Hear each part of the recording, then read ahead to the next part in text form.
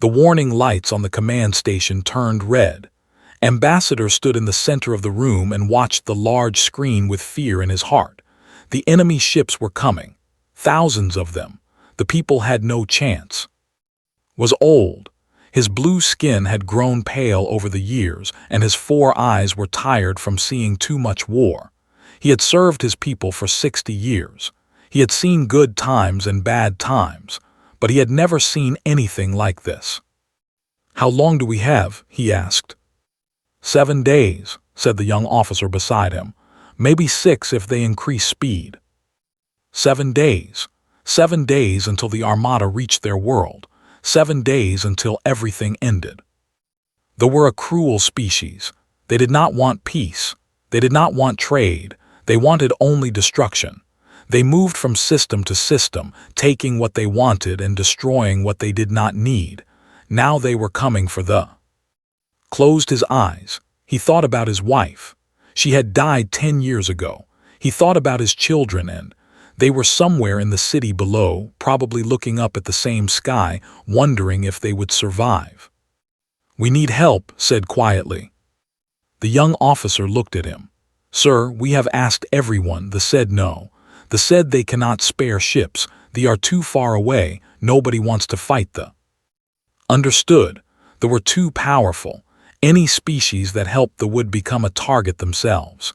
It was easier to look away and hope they would be satisfied with one world. But there was one more option, one species that had not yet asked. "What about the humans?" he said. The young officer was quiet for a moment. "The humans, sir, we have only known them for 3 years. We have one small trade agreement with them. They are far away and they have no reason to help us." "But they might," said. "I have heard stories about humans, strange stories." "What kind of stories?" Walked to the window and looked out at the stars. "I heard that when the mining colony had a disease outbreak, the humans sent medical ships. They were not asked. They just came. I heard that when the freighter crashed on an empty moon, humans searched for survivors for 2 weeks. They found 3 alive. They did not stop until they found them all." The young officer shook his head. "Those are just stories, sir. The humans are a young species. They have maybe 200 warships total. What could they do against the..." Turned back to face him. "I do not know, but I know that doing nothing means we die. Send a message to Earth. Tell them what is happening. Ask for any help they can give, medical supplies, food, anything." The young officer nodded slowly. "Yes, sir, I will send it now." Watched him go. He did not have much hope. The humans were small and far away. Even if they wanted to help, what could they really do? On Earth, Admiral sat in her office and read reports.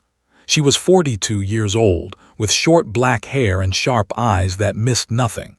She had served in the fleet for 20 years, and she had worked hard to reach her position.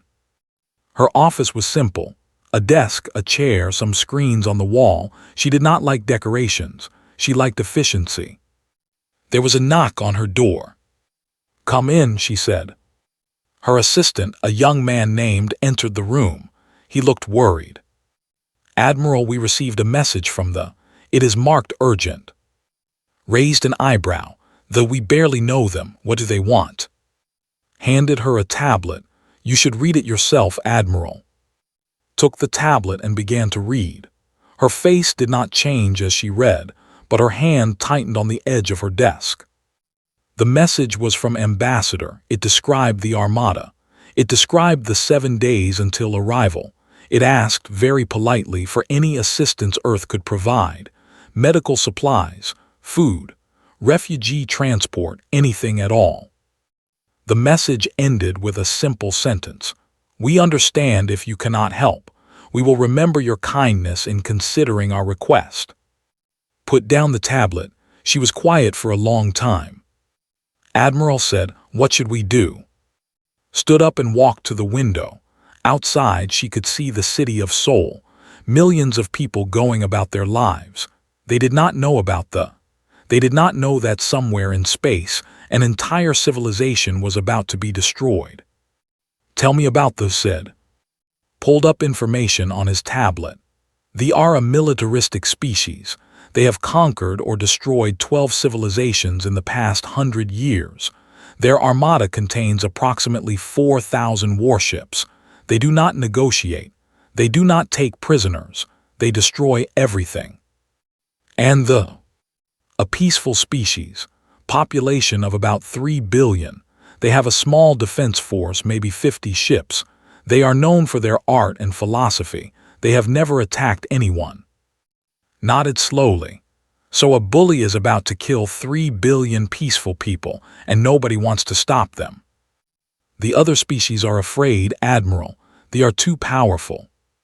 Turned around, her eyes were cold. I did not ask why, I know why. I asked what we should do. Hesitated. Admiral, they only asked for supplies. They did not ask for military help. They probably think we cannot provide it. They probably think we are too weak and too scared, said, just like everyone else. She walked back to her desk and sat down. She pulled up a communication screen and began typing. What are you doing, Admiral? Asked. I am calling a meeting, emergency council, all fleet commanders tonight. His eyes widened. Admiral, are you thinking of sending ships? We only have 200 warships total. They have 4,000. Looked at him. When I was a child, my grandmother told me a story. She said that during the old wars on Earth, there was a small country that was attacked by a much larger enemy. Everyone thought they would lose, but they did not run. They did not surrender. They fought and they won because they refused to give up.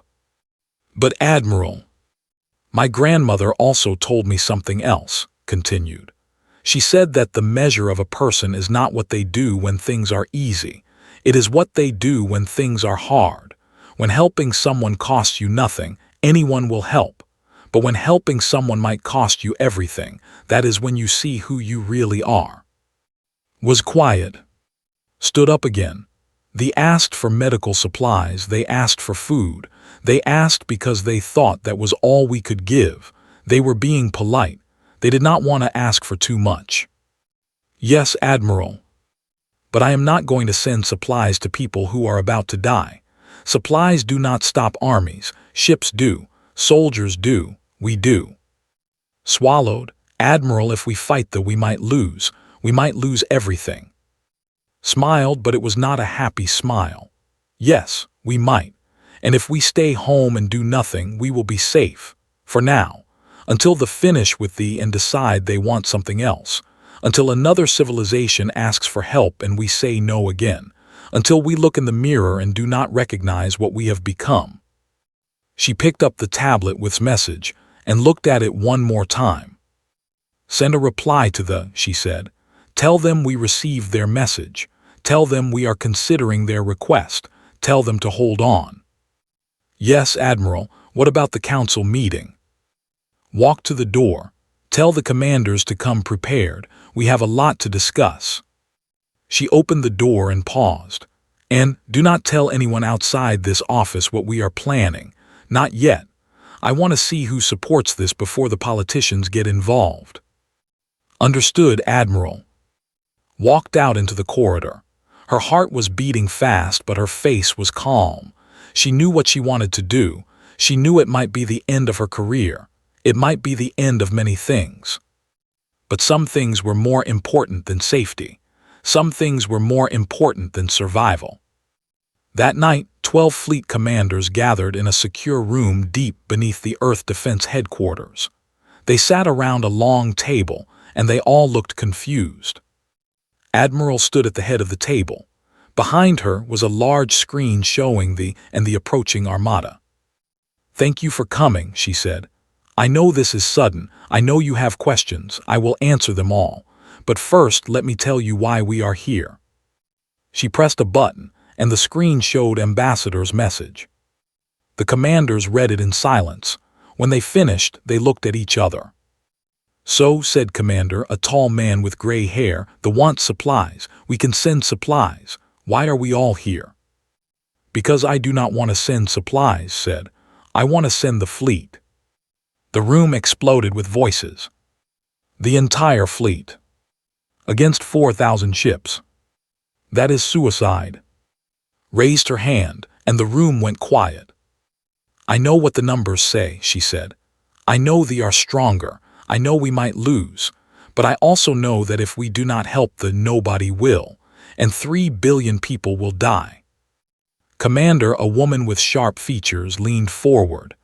"Admiral, I understand your feelings, but our job is to protect Earth. If we send the fleet and lose, who will protect our people?" "If we do nothing," replied, "who will we become? They will not stop with they will keep going, they will keep destroying. And every time species will look away and hope they are not next, until one day they are." Commander Bo, the youngest commander at the table, spoke up. "Admiral, even if we wanted to help, can we? 200 ships against 4,000. The math does not work." Smiled. "The math never works for the people who win impossible battles. The math said we could not leave our own solar system. The math said we could not survive first contact. The math said a lot of things. We proved them wrong every time." The commanders looked at each other. "I am not ordering you to agree," said. "I am asking you to consider it. I am asking you to think about what kind of species we want to be. Are we the kind that runs and hides? Or are we the kind that stands up for others, even when it is hard?" The room was quiet. Commander spoke first. "If we do this, we need a plan, a real plan, not just throwing ships at them and hopping for the best." Nodded. "I agree. That is why I called you here. You are the best tactical minds in the fleet. If anyone can find a way to win this fight, it is you." One by one, the commanders began to nod. "I am in," said Commander. "Me too," said Commander Bo. Around the table, hands rose. In the end, every commander agreed. Felt something warm in her chest. Pride, maybe, hope. "Good," she said. "Then let us begin. We have 6 days to plan the impossible. Let us get to work." The commanders gathered around the tactical screens, and the planning began. Far away, on the ambassador waited for a response. He did not know that help was coming. He did not know that his simple request for supplies had started something much bigger. He did not know that he was about to learn what humans really were. 3 days had passed since Ambassador sent his message to Earth. 3 days of waiting. 3 days of silence. Stood on the observation deck of the command station and watched the stars. Somewhere out there, the Armada was getting closer. Somewhere out there, help might be coming, or it might not. "Any response from the humans?" he asked. The young officer beside him, whose name was Keel, shook his head. "Nothing, Ambassador. Just their initial reply saying they received our message and were considering it." "Considering," repeated. The word felt empty. Everyone is always considering. He could not blame the humans. They were far away and had no obligation to help. They had never done anything for them. They had signed one small trade agreement about medical technology. That was all. It was not enough to risk a war. Below the station, they turned slowly in space. The planet was beautiful. Blue oceans, green forests, white clouds. 3 billion people lived down there. They worked and loved and raised their children. Most of them did not fully understand what was coming. The government had not told them everything. They said there was a threat, but they said the military was handling it. They said there was no need to panic. Thought that was wrong. People had a right to know when they were going to die. But the council had decided and was just an ambassador. His job was to talk to other species, not to make decisions about his own people. "Ambassador," Keel said, "the council wants to see you. They are meeting in 1 hour." Sighed. "What do they want to discuss now?" "Surrender terms, I think." Turned to look at the young officer. Keel was only 25 years old. He had joined the diplomatic service just 2 years ago, full of hope and dreams. Now he looked tired and afraid. "Surrender," said. "Do they think they will accept surrender?" Keel shrugged. "Some council members think we should try. They say maybe they will take what they want and leave the rest of us alive." "They do not leave survivors," said. "Everyone knows this." I know, but the council is scared. They are looking for any way out. Understood. Fear made people do strange things. It made them believe in impossible hopes. It made them forget what they knew to be true. I will go to the meeting, he said. Stay here and watch for any messages at all. Yes, Ambassador. Walked through the corridors of the station. He passed officers and workers, all of them trying to look calm and normal, but he could see the fear in their eyes. He could feel it in the air. The council chamber was a large round room in the center of the station. 12 council members sat around a curved table, their faces lit by the glow of screens showing tactical data. High Counselor sat at the center. He was old, even older than, with skin that had turned almost gray. He had led the council for 30 years. He had kept the peace for all that time. Now the peace was ending, and he did not know what to do. Ambassador said, "Please sit, we have much to discuss." Took his seat. He looked around at the other council members. Some of them met his eyes, others looked away. "Let us begin," said. "First, the military report. General, please." General stood up. He was a large with strong shoulders and a face. He had fought in the border conflicts 40 years ago. He was the closest thing they had to a warrior. "Our situation is bad," he said bluntly. "We have 47 warships that have over 4,000. We cannot win a direct battle. We cannot even slow them down." "What about our defenses on the planet?" asked Counselor. "The planetary shields will hold for maybe 6 hours against that kind of firepower. After that, they will begin ground attacks. We have a small army, but it is not enough. They will take the planet within a week." The room was silent. "So we have no hope," said Counselor, a thin woman with nervous hands. "We are going to die." "Unless we surrender," said Counselor. He was a merchant, not a soldier or diplomat. He had always been more interested in profit than honor. "If we surrender before they attack, maybe they will show mercy." General laughed, but it was not a happy sound. They do not know the word mercy. They destroyed the people, all of them, even the children. They burned the celly until nothing could live there. Surrender means death. It just means death without fighting. "Then what do you suggest?" demanded. "Fight and die, what is the difference?" "The difference is honor," said. "The difference is showing the galaxy that they do not kneel. Honor does not save lives. Neither does cowardice." "Enough," High Counselor said. His voice was quiet but firm. "We are not here to argue, we are here to find solutions." He turned to Ambassador. "You sent messages to many species asking for help. What responses have we received?" Felt all eyes turned to him. "They refused. They say they cannot risk war with the said the same. They are too far away to help even if they wanted to. They did not respond at all." "And the humans?" "They said they received our message and are considering it. That was 3 days ago. We have heard nothing since." Counselor made a dismissive sound. "The humans, a young species with a tiny fleet. Even if they wanted to help, what could they do?" "They have about 200 ships," General said.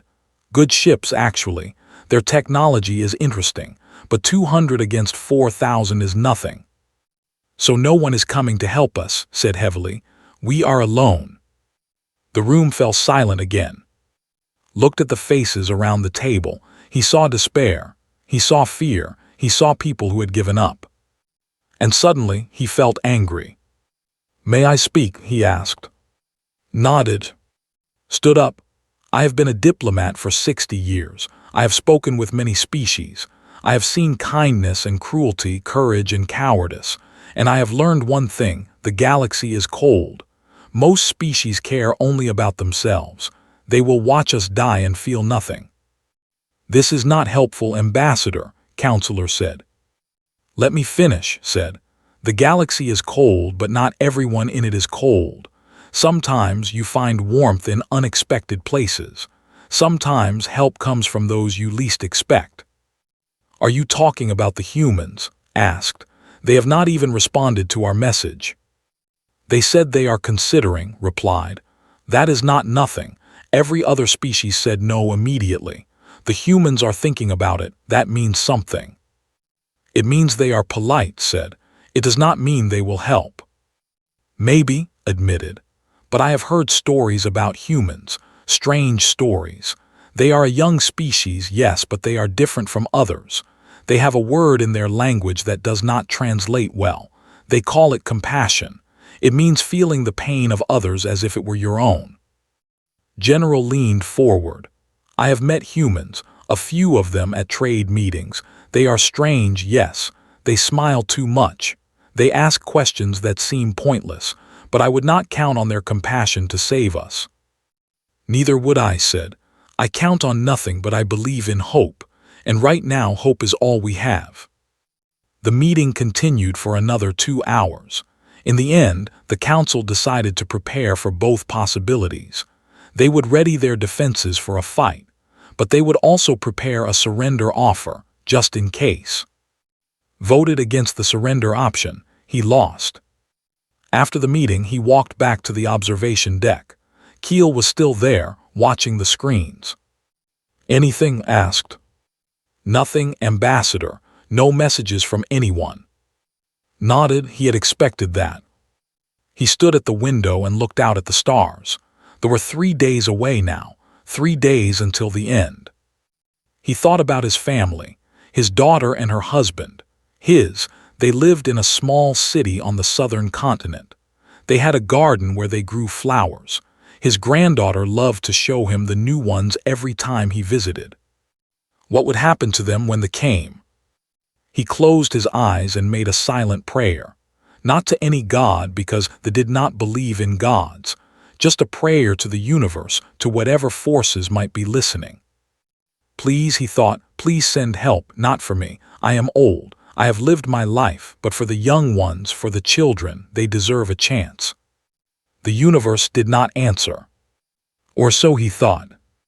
On Earth, the planning was almost complete. Admiral had not slept in 3 days. She had worked with her commanders around the clock, developing a strategy that might give them a chance against the. It was not a good strategy. There was no good strategy when you were outnumbered 20-1, but it was the best they could do. Let me understand this again, said Commander, looking at the tactical display. We are going to use the planet's moon as cover. We hide behind it, let them think we only have a small force, and then hit them from multiple angles when they commit to an attack. Yes, said. They are arrogant. They expect to win easily. They will not expect a full fleet engagement. By the time they realize what is happening, we will have damaged their command ships. And then, Commander asked. Then we fight. We fight until we cannot fight anymore. The commanders exchanged looks. Admiral, Commander Bow said carefully, this plan has maybe a 15% chance of success, maybe less. I know, said. 15% means we will probably die. I know that too. Bow nodded slowly, just making sure you know. Looked at all of them. These were good people, brave people. They had families too, children, dreams, and they were willing to risk everything for strangers they had never met. Anyone who wants to stay behind can stay, she said. I will not order you to come. This has to be voluntary. No one moved. Commander smiled. Admiral, we already had this discussion. We are coming, all of us. The crews too, added Commander. I spoke with my officers. Every single one volunteered. They know what we are doing. They know the risks. They want to help. Felt tears trying to form in her eyes. She pushed them back. There would be time for emotions later. Right now, there was work to do. Thank you, she said. All of you. Now let us go over the details one more time. We leave in 12 hours. The commanders bent over the tactical displays, and the final preparations began. The next morning, the human fleet gathered in Earth's orbit. 197 warships. That was all they had. It was not enough. It would never be enough. But they were going anyway. Admiral stood on the bridge of her flagship, the Soul. Around her, officers worked at their stations, running final checks on all systems. "Admiral," said her communications officer, "we are ready to broadcast your message to the fleet." Nodded, "Put me through." A small light turned on, indicating she was being broadcast to all ships. "This is Admiral," she said. "In a few minutes we will enter hyperspace and travel to the system. You all know why we are going. You all know what we are facing. I will not lie to you. Many of us will not come back." She paused. "But I want you to know that what we are doing matters. They are a peaceful people. They have never hurt anyone. They asked us for help because they had no one else to ask. They expected us to send supplies, maybe some medicine, maybe some food. They did not expect us to come ourselves.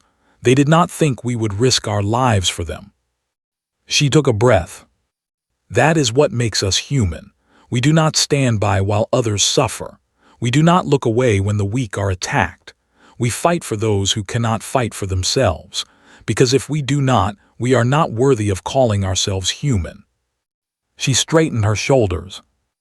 "I am proud to serve with all of you. Whatever happens today, remember that you are heroes. Your names will be remembered. Your courage will inspire generations to come. Now, let us go show the galaxy what humans are made of." She nodded to her communications officer, who ended the broadcast. "Navigation," she said. "Set course for the system, maximum speed." "Course set, Admiral." "All ships, enter hyperspace on my mark."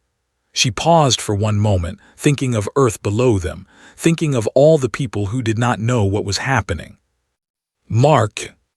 197 ships turned blue and vanished into hyperspace, leaving only empty space behind them. On the ambassador still waited. He did not know that help was coming. He would find out soon. Ambassador had not slept in 2 days. He could not. Every time he closed his eyes, he saw the ships coming. He saw fire falling from the sky. He saw his granddaughter's face, confused and scared. So he stayed awake. He drank bitter tea to keep his mind sharp. He watched the screens on the observation deck and waited for the end. They would arrive tomorrow, maybe sooner. Their ships were fast, faster than they had expected. The scouts reported that the armada was traveling in attack formation. They were not coming to negotiate. They were coming to destroy. "Ambassador," Keel said, "you should rest. You are no good to anyone if you collapse." "I will rest when this is over," said, "one way or another." Keel looked like he wanted to argue but stayed quiet. He was young, but he was learning when to speak and when to be silent. The observation deck was quiet. Most of the staff had gone home to be with their families. Only a few officers remained, doing their duty until the very end. Respected that. It was easy to be brave when things were going well. It was hard to be brave when everything was falling apart. "Ambassador," said one of the officers at the sensor station, "I am picking up something strange." Walked over. "What is it?" "There is something happening in the outer system, near the 4th moon, it looks like. I do not know what it looks like. I have never seen readings like this before." Looked at the screen. The officer was right. There were strange energy patterns forming in a large area of empty space. They pulsed and shifted like nothing he had ever seen. "Is it the?" Keel asked nervously. "Are they coming from a different direction?" "No," the officer said. "They are still on their original course. This is something else." Felt his heart begin to beat faster. Something else. In all his years, he had learned that something else was usually bad news, but sometimes, just sometimes, it was the opposite. "Can you identify the energy signature?" he asked. The officer worked at his console. It is hyperspace energy. Someone is coming out of hyperspace, a lot of someones." The asked hopefully, "Did they change their minds?" "The signature does not match ships or anyone in our database except." The officer stopped. His face went pale. "Except who?" demanded. "Except human ships, but that cannot be right. The numbers do not make sense." grabbed the console with both hands. What do you mean the numbers do not make sense? I am reading almost 200 ships, but the humans only have about 200 ships total. They would not send their entire fleet. That would leave there undefended. No species would do that. Stared at the screen. The hyperspace signatures were growing stronger. Whatever was coming, it was almost here. Put it on the main screen, he ordered. The large screen on the wall switched to show the area near the fourth moon. For a moment, there was nothing but empty space and stars. Then space began to tear open. It started as a small rip, a line of blue light cutting through the darkness. Then the line widened, became a circle, became a hole in reality itself. And through that hole came ships. Human ships. They poured out of hyperspace like water through a broken dam. Carriers and cruisers and destroyers, all of them painted with the blue and white colors of the Earth Defense Fleet. They kept coming and coming, more ships than had ever seen in one place. Keel counted under his breath. 50, 70, 100, 120. When it was over, 197 human warships hung in space near the fourth moon. They formed a perfect formation, line after line of deadly metal. The observation deck was completely silent. Then the communication console began to beep. "Ambassador," said the communications officer, his voice shaking, "we are receiving a message. It is from the human fleet." "Put it through," whispered. The screen changed to show a human woman. She had short black hair and eyes that seemed to look directly into Seoul. Behind her could see the bridge of a warship, full of officers working at their stations. "This is Admiral of the Earth Defense Fleet," the woman said. "I am addressing the government. We received your request for assistance." Found his voice. "Admiral, this is Ambassador. We asked for medical supplies, for food. We did not expect." "You did not expect us to come ourselves," finished. "I know. You thought we would send a cargo ship and wish you luck. You thought we would stay safe at home while you died." Could not speak. Ambassador continued, "On Earth we have a saying. When someone threatens your friends, you do not send supplies, you show up, in person, with everyone you have." "But to have 4,000 ships," managed to say. "You have less than 200, you will be destroyed." Smiled. It was a strange smile, calm and fierce at the same time. "Maybe, probably, but we are here anyway, because that is what humans do." Behind, Keel made a small sound, turned and saw that the young officer was crying. Tears ran down his blue face, and he did not try to hide them. Understood, he felt the same way. "Admiral," he said, his voice thick with emotion, "I do not know how to thank you. You have come to die for people you have never met. You have risked everything for strangers. I do not have words for what I feel." "You do not need words," said. "Just tell us where to position our ships. We have a lot of planning to do and not much time." Nodded, he tried to compose himself to be professional. Yes, of course. I will connect you with General. He is in charge of our defense." "Good. One more thing, Ambassador." "Yes." His eyes softened just a little. "You are not alone anymore, remember that. Whatever happens next, you are not alone." The communication ended. Stood in the middle of the observation deck, surrounded by officers who were crying or laughing or just staring in disbelief. He felt something he had not felt in weeks. Hope. Within an hour the council was meeting again, but this time the mood was completely different. High Counselor sat at his place, but he looked younger somehow. The weight seemed to have lifted from his shoulders. "The humans came," he said simply. "They actually came." "They are insane," said Counselor, but he was smiling. "Completely insane, but they came." General had just finished speaking with Admiral and her commanders. He looked excited, more alive than he had in years. "Their plan is risky," he said, "but it might work. They want to use our moon as cover, hide their true numbers, and catch thee in a crossfire when they attack. They have some tricks planned that I cannot talk about yet, but I believe they know what they are doing." "They are still outnumbered 20-1, said Counselor. "Hope is good, but numbers are numbers." "That is true," admitted. "But the humans have something the do not expect. They have courage without arrogance. They know they might lose and they came anyway. That changes things." Hao asked. "The fight to win. They expect to win. They have always won. When something goes wrong, they get confused. They do not know how to handle it. The humans fight because they believe in something larger than victory. They will not run. They will not surrender. They will keep fighting until the very end. That makes them dangerous." Listen to all this in silence. He was thinking about Admiral's face, about the calm determination in her eyes. She had known she was probably going to die, and she had come anyway. Why?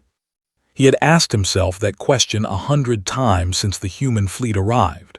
Why would anyone risk everything for strangers? It did not make logical sense.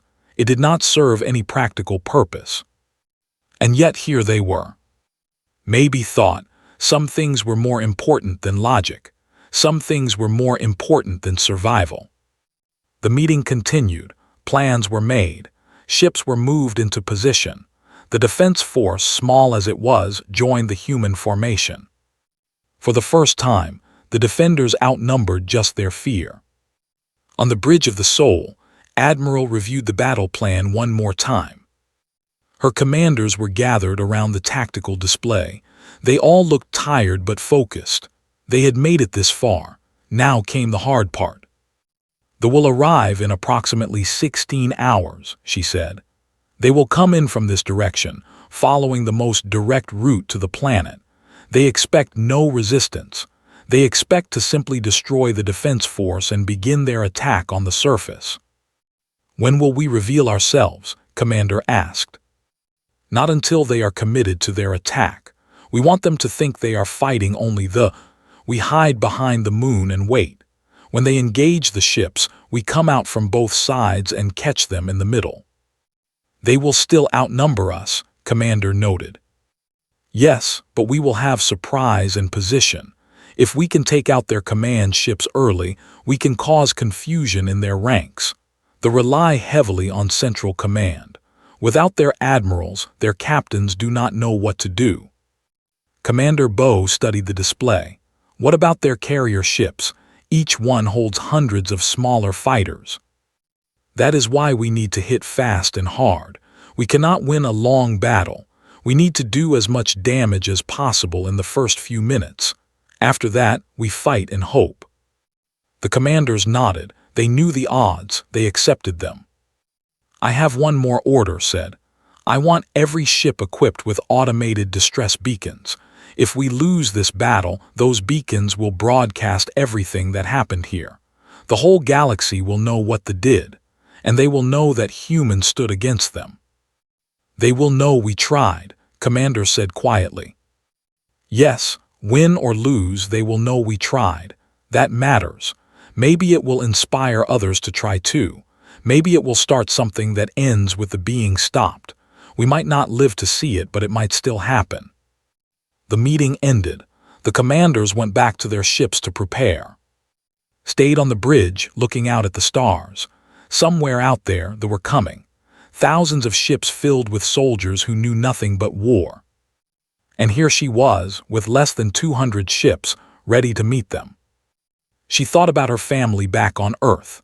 Her mother, who had called her brave and foolish in the same sentence. Her brother, who had hugged her and said nothing because there was nothing to say. Her niece, who was only 7 years old and did not understand why her aunt was leaving. Would she ever see them again? Probably not. But she had made her choice. She had chosen to come here, to fight for people she did not know, to risk everything for the chance to do something good. It was strange. She was not afraid. She should have been afraid. Anyone would be afraid in her situation. But she felt only calm and a deep sense of purpose. This was why she had joined the fleet. Not for glory, not for adventure, but for moments like this. Moments when one person, one choice could make a difference. Whether they won or lost, she would die knowing she had done the right thing. That was enough. On the mood had changed. Word had spread about the human fleet. People gathered in the streets looking up at the sky. They could not see the ships from the surface, but they knew they were there. Parents told their children about the strange aliens who had come to help. Children made drawings of human ships and human soldiers.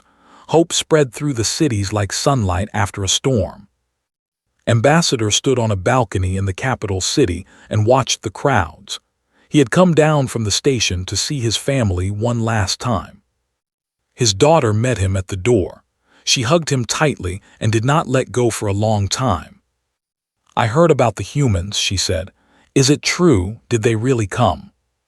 "It is true," said. "Almost 200 ships, their entire fleet." "But why? We are nothing to them, just strangers." Shook his head. "I do not know. I asked their admiral, but I am not sure I understood her answer. She said something about showing up when friends need help. She called us friends." His daughter looked confused. "But we are not their friends. We barely know them." "Maybe that is what makes it special," said. "They do not help because we are useful to them. They do not help because they owe us something. They help because they think it is right, because they cannot stand by and watch people die." His granddaughter came running into the room. She was only 8 years old, with big, curious eyes and boundless energy. "Grandfather," she cried, "are the humans really here? My teacher said they came to save us." Knelt down and hugged her. "Yes, little one, they came." "Are they strong? Can they beat the bad ones?" Hesitated. He did not want to lie to her. "They are brave," he said finally. "Very brave, and sometimes being brave is more important than being strong." The girl seemed satisfied with that answer. She ran off to play with her toys, already imagining great battles and heroic victories. Hoped she would never have to see the reality of war. That night he had dinner with his family. They ate together and talked about ordinary things. No one mentioned the battle that would come tomorrow. No one needed to. When it was time to go, hugged each of them. He tried to memorize their faces, their voices, their smells, just in case. "Come back to us," his daughter whispered. "I will try," he said. He returned to the station and took his place on the observation deck. The human fleet was visible now on the screens, positioned behind the moon, waiting. Somewhere in the darkness they were coming. Tomorrow would decide everything. The armada emerged from hyperspace like a dark cloud spreading across the sky. Thousands of ships, each one bristling with weapons, each one carrying soldiers who had never known defeat. Commander Vex stood on the bridge of the flagship and smiled. This would be easy.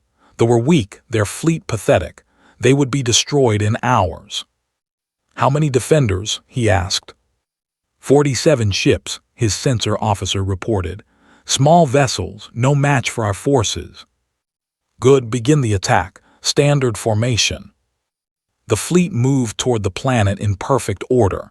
Carrier ships at the rear, heavy cruisers in the middle, fast destroyers at the front. They had used this formation 100 times before. It had never failed. On the observation deck, Ambassador watched them come. His heart was beating fast, but his hands were steady. "They are not detecting the human fleet," Keel reported. "The moon is blocking their sensors perfectly." "Good, tell our ships to prepare." General's voice came through the communication system. "Ambassador, we are ready. The humans say to wait until they are fully committed, then they will make their move." "Understood. May the stars protect us all." The Defense Force moved to meet the 47 small ships against 4,000 monsters. It looked like suicide. It was meant to look like suicide. The commander laughed when he saw them coming.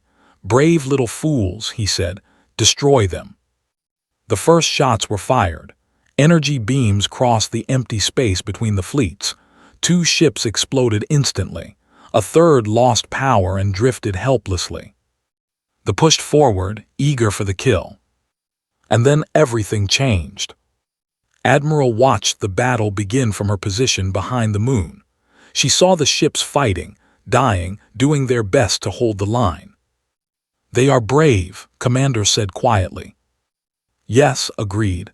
"Now let us make sure their bravery means something. All ships prepare to engage." 197 human warships powered up their engines. Weapons systems came online. Shields activated.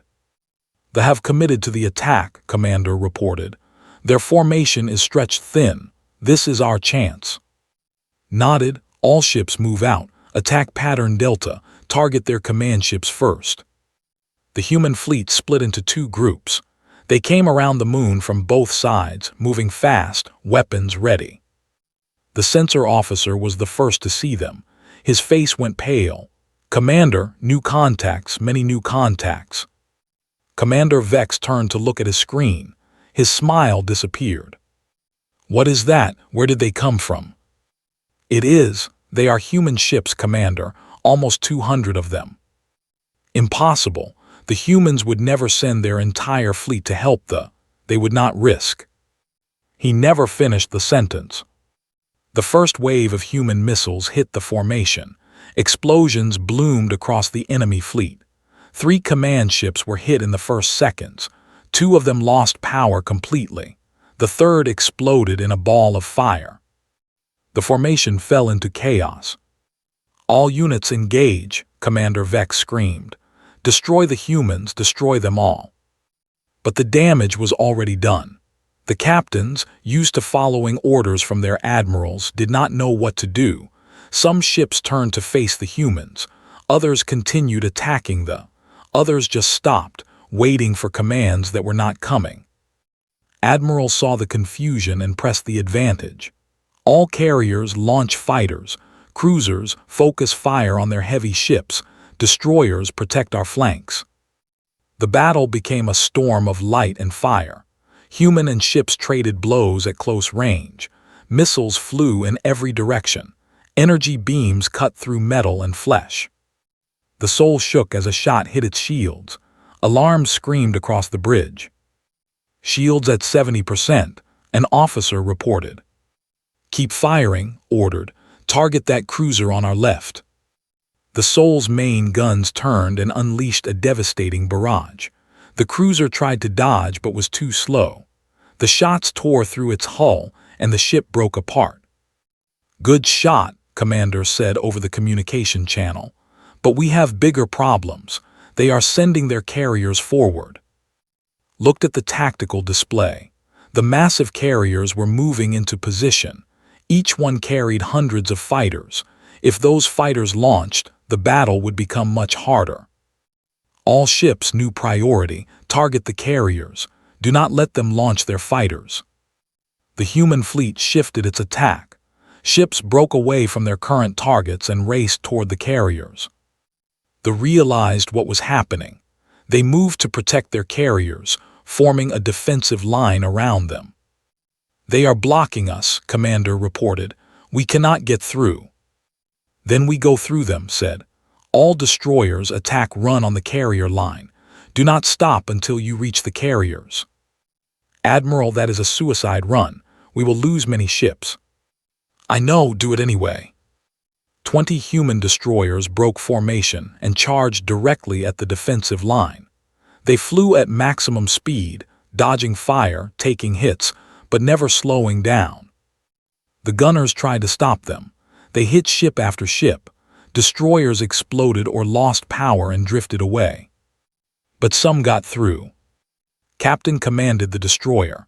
She was 35 years old with a crew of 112. She had served in the fleet for 10 years. She had never run from a fight. "We are hit," her weapons officer shouted. "Engine 3 is gone." "Keep going," ordered. "We only need one engine to reach them." The push through the enemy fire. Its hull was burning, its shields were failing, but it kept moving. "Captain, we are not going to survive this," her first officer said quietly. Looked at him. "I know, but the carrier is right there. If we hit it, we save the others." Her first officer nodded. He understood. Opened a channel to her crew. "Everyone, this is the captain. I want you to know it has been an honor serving with you. We are about to do something that matters, something that will save thousands of lives. I am proud of every single one of you."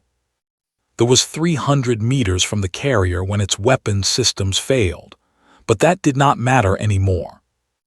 "All hands brace for impact," said calmly. They slammed into the carrier at full speed. The collision was massive. Both ships disappeared in a ball of fire that could be seen across the battlefield. On the observation deck, Ambassador watched in horror and wonder. "They sacrificed themselves," Keel whispered. "They just flew into the enemy ship on purpose." Could not speak. He had never seen anything like it. They did not have a concept for this. Dying for strangers, giving up everything for people you did not know. It was beautiful and terrible and completely human. The destruction of the carrier changed the battle. The fighters that had been about to launch were destroyed instantly. The defensive line around the other carriers broke apart as ships moved to see what had happened. Admiral seized the moment. "All ships attack now while they are confused." The human fleet charged forward. They hit them from every direction. More carriers were damaged or destroyed. Command ships fell one after another. But they were still powerful. They still had thousands of ships, and now they were angry. Commander Vex watched his fleet dying and felt something he had never felt before: fear. "How is this possible?" he demanded. "They are just humans, a young species with nothing." "They are not fighting like a young species," his tactical officer said nervously. "They are fighting like they have nothing to lose." "Everyone has something to lose." "Maybe they do, but they act like they do not. Every time we destroy one of their ships, the others fight harder. They do not run. They do not surrender. They just keep coming." Vex looked at the battle. His officer was right. The humans were taking heavy losses, but they were not stopping. They fought with a fury he had never seen before. "What kind of species does this?" he muttered. He did not know. He did not understand, and that scared him more than anything. The battle raged for 4 hours. The human fleet was cut in half, 93 ships destroyed, thousands of human soldiers dead, but they kept fighting. The fleet was hurt badly too. Over 1,000 ships destroyed or disabled. Almost all their carriers were gone. 3/4 of their command ships were dead. For the first time in their history, they were losing. On the Soul, Admiral was bleeding from a cut on her forehead.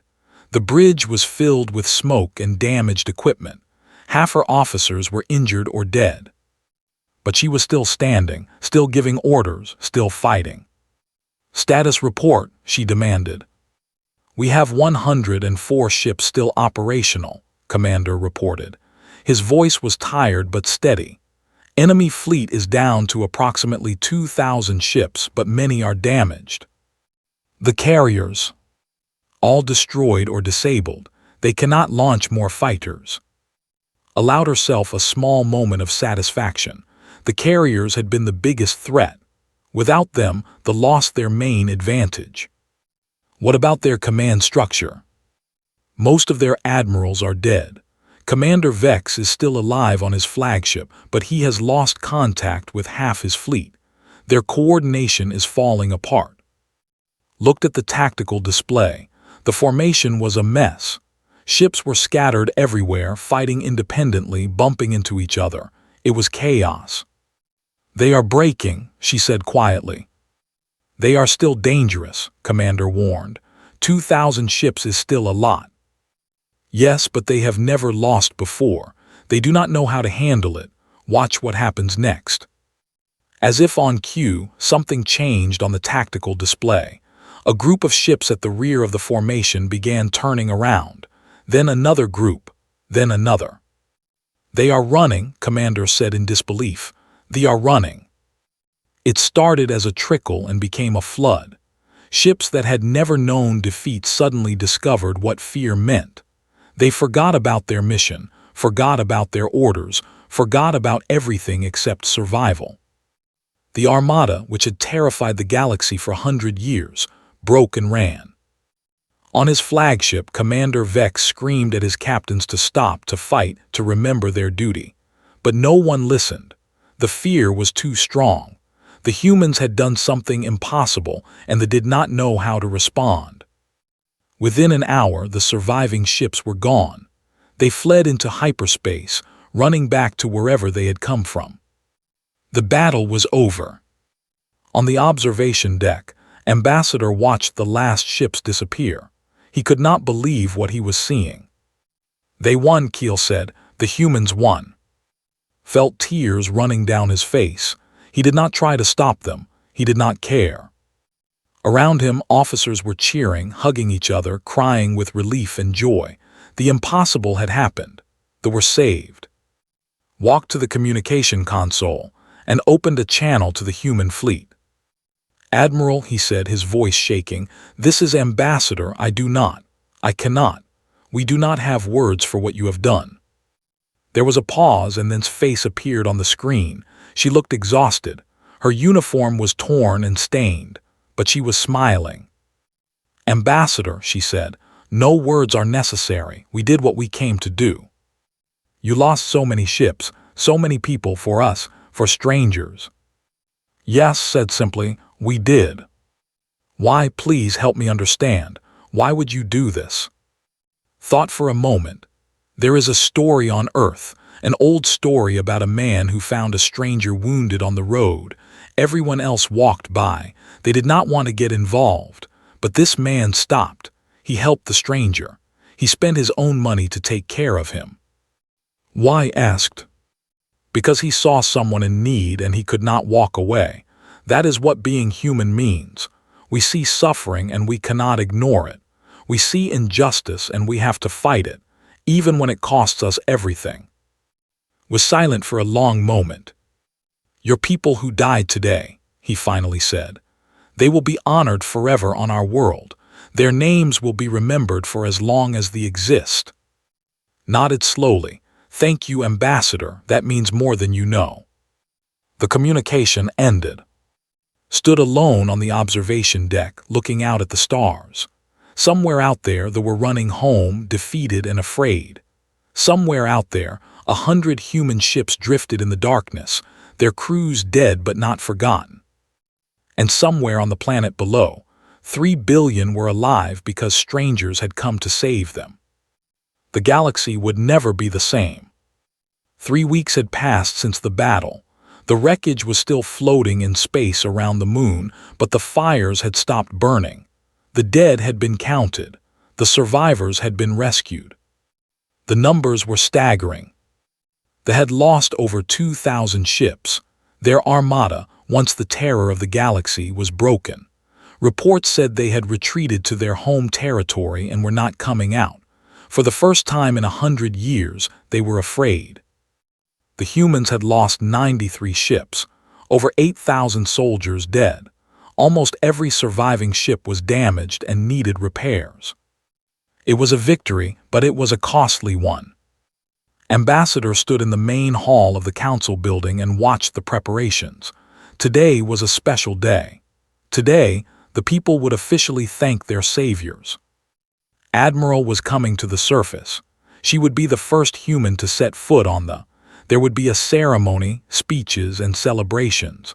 The whole planet was watching. Had spent days preparing his speech. He had written it, thrown it away, and written it again. How do you thank someone who saved 3 billion lives?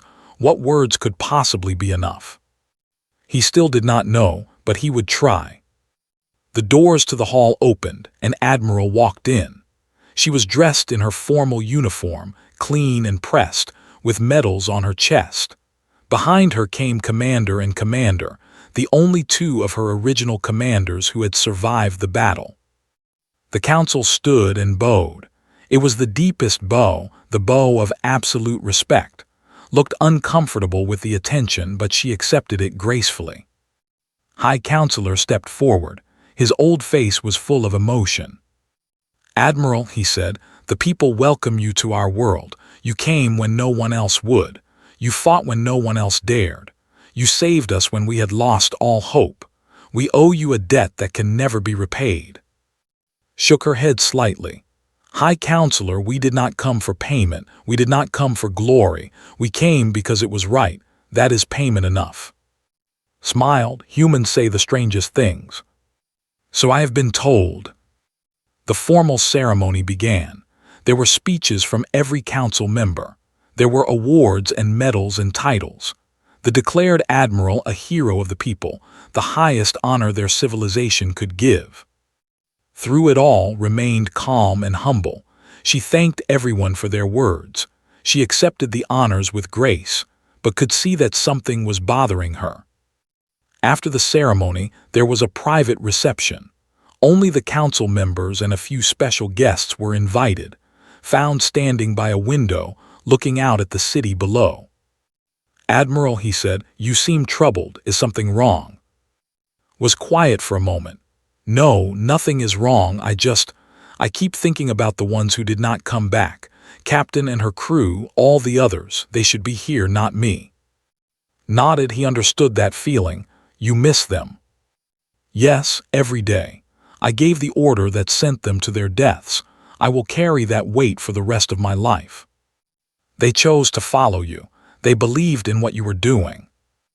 "I know. That makes it harder, not easier." They stood together in silence, watching the sun set over the city. The sky turned orange and purple, painting the buildings in beautiful colors. "Can I ask you something?" said finally. "Of course." "Why did you really come? I have heard your speeches and your explanations, but I want to know the truth. What made you decide to risk everything for us?" Thought about the question for a long time. "There was a moment," she said slowly, "when I was reading your message, the one asking for help. You wrote that you would remember our kindness even if we could not help, that you understood if we could not come." "I remember." That line broke my heart. You were so prepared to die alone. You had already accepted that no one would come. And I thought, what kind of galaxy do we live in where that is normal, where people expect to be abandoned when they need help most? Was silent. I decided that I did not want to live in that galaxy anymore. I decided that humans would be different. We would be the species that shows up. We would be the ones who say yes when everyone else says no. Even if it costs you everything. Smiled sadly. Especially then, that is when it matters most. Felt something shift inside him. He had lived for over 100 years. He had met thousands of beings from dozens of species, but he had never met anyone like this human. She was not stronger than others. She was not smarter, but she had something that could not be measured, something that made her willing to die for strangers. "I think I finally understand," he said.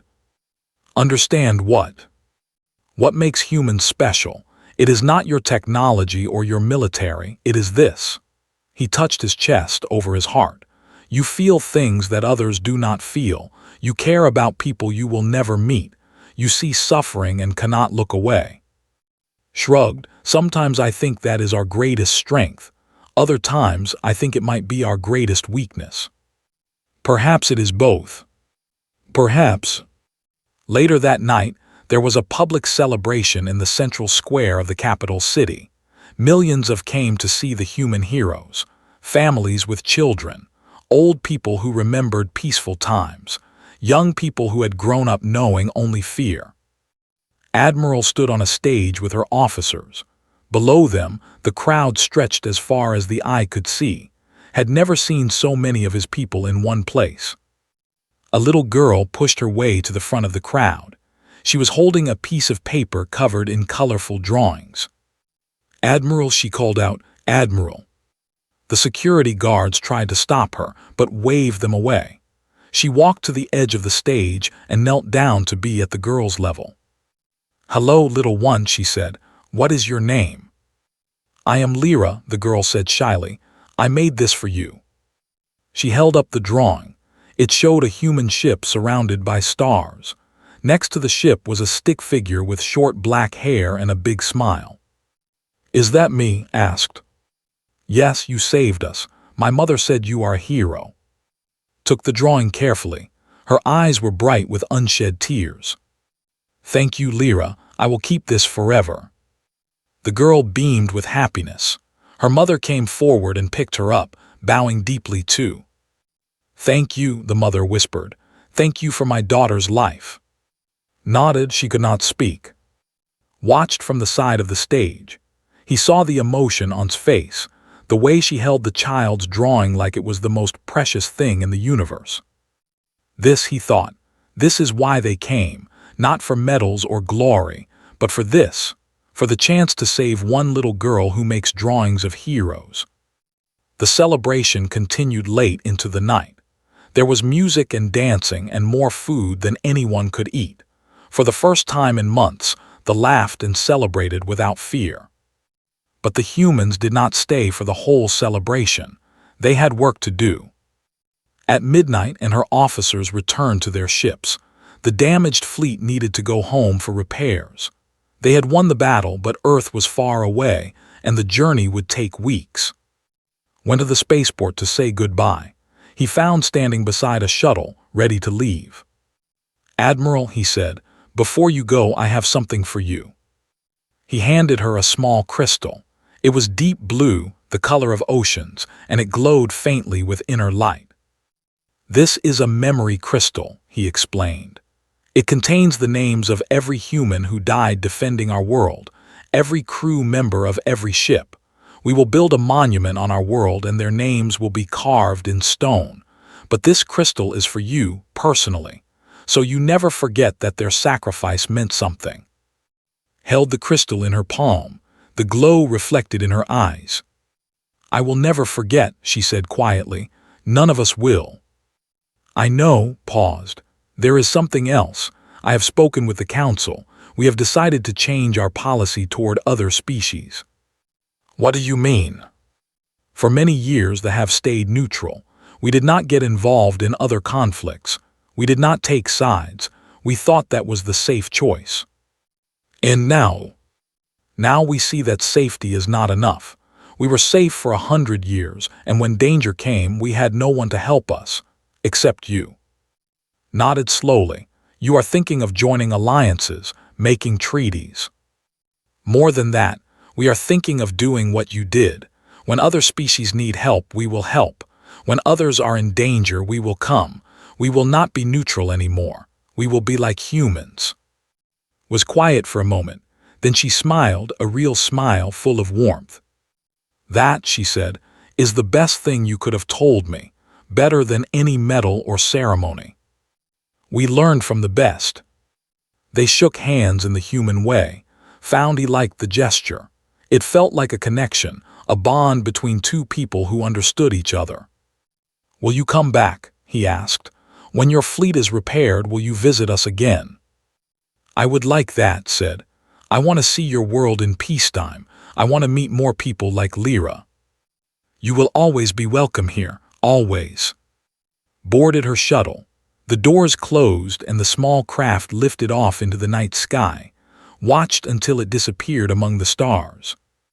The story of the battle spread across the galaxy like fire. Every species heard about the humans who came when no one else would. They heard about the desperate fight against impossible odds. They heard about Captain and her sacrifice. They heard about Admiral's refusal to give up. Some species thought the humans were crazy. They said no rational being would risk everything for strangers. They said it was foolish and emotional and dangerous. But other species felt something different. They felt hope. On a dozen worlds, small movements began. People started talking about helping others. Leaders started questioning the policy of looking away when neighbors were in trouble. The who had refused to help sent a formal apology. They offered to join a new alliance of species who would protect each other.